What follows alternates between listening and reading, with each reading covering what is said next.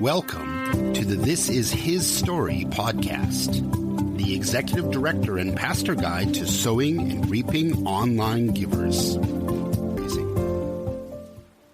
Welcome to episode 25, Must-Haves for a Nonprofit Website. Well, if you know me or you listen to this podcast normally, I don't even hide my secret weapon as a consultant. The whole basis of the title of this podcast and the content is me taking leaders of nonprofits or the founders, and I listen to their stories, and then I compare it to their marketing or to their website and print and emails and social media. And I just find the difference between their passion and what drives them and then their marketing. Well, there's another level that's very similar I want to talk about today, and that is whoever built the website are generally too formal. It's because a lot of nonprofits outsource their website, and those people try to grab the essence of an organization and mix it with best practices. So organizations get templates and they get filler content that looks good, and it sort of says what the organization does. But then nonprofits come to me and they're like, well, we just don't feel like our website's doing what it needs to. Well, of course it's not, because they went into it incorrectly and without telling the vendor exactly what to do. I get a kick sometimes. People want to hire me and they say, well, let's go build our website, then we'll hire you. And I'm like, no, it's backwards. You have me help you build the website. Otherwise, we're just going to deconstruct it and tweak it and fix it. Why not just get it right from the first time? So that's normally when I get called in. So the way your team, I'm going to say web team, talks about the organization online is normally not the same way your team, not just web team, but your organizations talks to people individually. And it's like we allow web teams or web vendors to build websites that have their own language, if you will. And I realize that talking is different than print, which is different than websites, but it's this homogenized best practice template, gobbledygook speaking that is not converting people because there's not really a plan or really a tone or a language that works on the website. So basically, people can talk about their work in normal conversation. They make it clear, compelling, and even interesting.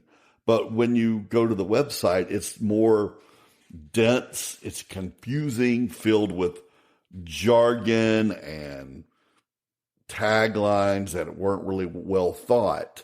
And so anyway, with that problem in mind, here's two things I want you to take away. One, explain your org chart, your organization. Explain your organization in simple language and normal language. Pretend the person is not trying to read a press release from IBM, but talk to you at lunch. Like, keep it very simple, plain, and organic. Okay, this is going to tie into my second point, and so I'm sort of blend the two together, but they are distinct. The second one is talk to the scanner even more than the reader.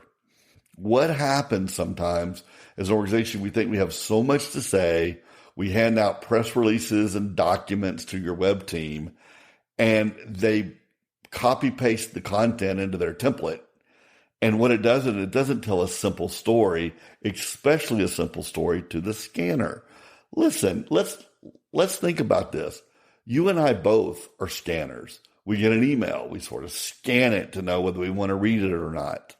We go to a web page. We don't just read every single word.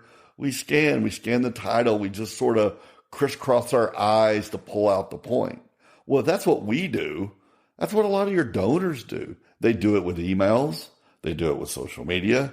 And they certainly do it with your website. And so I I think I can use that word, I always think about the scanner. Anytime a client hands me an email and says, can you help us make it look better?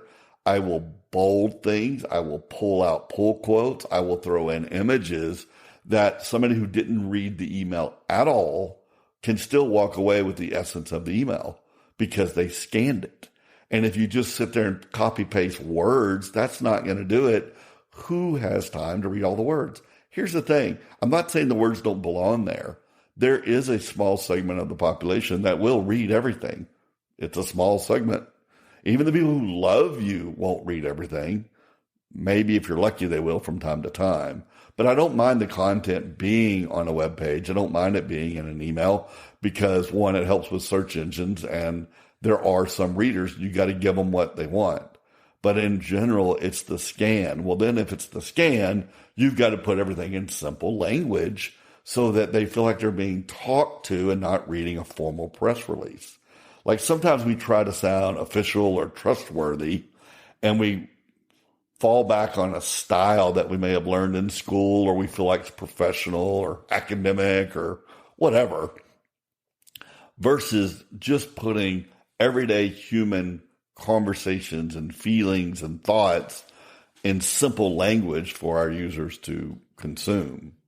So, once again, explain your organization's work in simple language and then put it and design it for a scanner.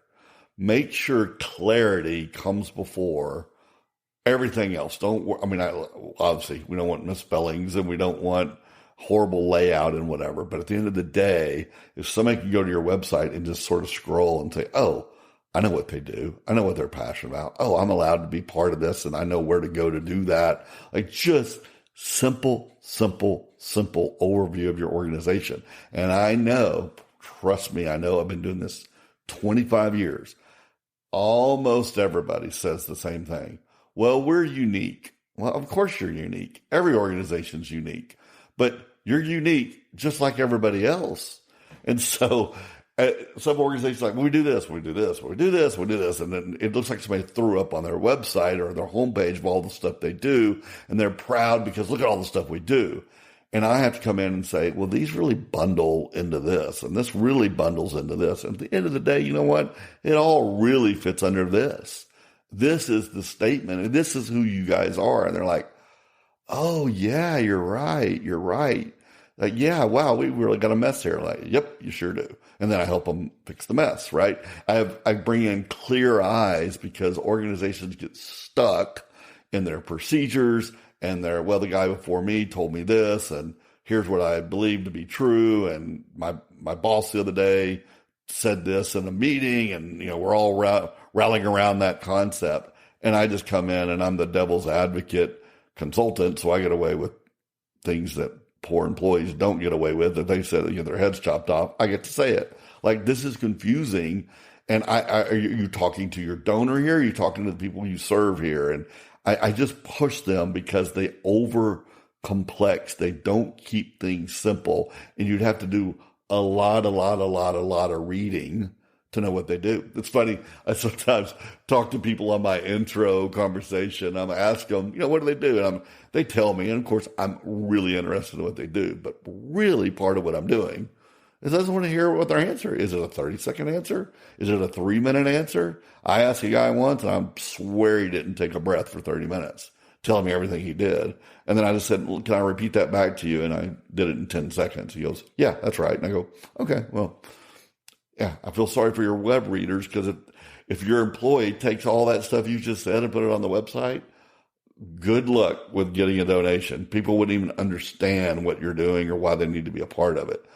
Less is more. Keep it simple for the simple readers. Your poor donors are busy. People who are considering partnering with you, they don't want to lift anything heavy every single day. They need it simple. Keep it simple. All right, guys. Blessings. Talk to you soon. Thank you for listening to today's episode of This Is His Story podcast.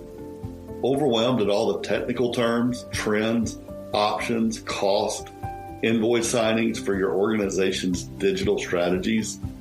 Join other leaders of Christian organizations as we join hands in our closed Facebook group. Go to creativedigitalguide.com/Facebook to register and apply for access. I'm only allowing executives of Christian organizations in. No vendors, no high-pressure sales, no gimmicks, into this closed Facebook group.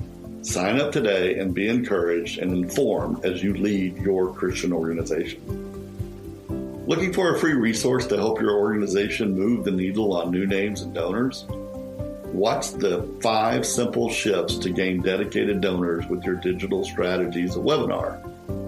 Go to creativedigitalguide.com to register for this on-demand resource built exclusively for executive directors. creativedigitalguide.com for more information of gaining donors and telling stories that convert to new names and donations. Fund your God-sized mission.